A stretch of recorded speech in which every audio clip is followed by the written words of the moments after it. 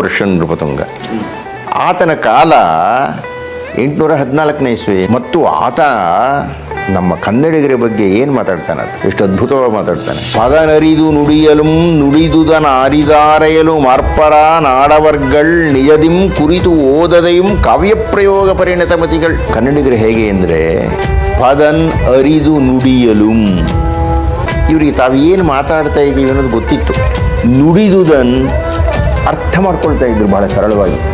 ಚದುರರ್ ನಿಜದಿಂ ಕುರಿತು ಓದದೆயும் ಕಾವ್ಯ ಪ್ರಯೋಗ ಪರಿಣತ ಮತಿಗಳು.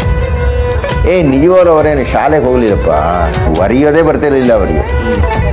ಆದರೆ ಕಾವ್ಯ ಪ್ರಯೋಗ ಪರಿಣತ ಕಾವ್ಯಗಳನ್ನೆಲ್ಲ ಹೇಳ್ಬಿಡ್ತಾ ಇದ್ದರು ಇವರು. ಅಂಥ ಶಕ್ತಿ ಇತ್ತು. ಅಂತಹ ಮಹಾಪ್ರಭಾವಶಾಲಿಯಾಗಿರತಕ್ಕಂಥ ಮಣ್ಣಿನಲ್ಲಿ ನಾವೆಲ್ಲ ಇದ್ದೇವೆ.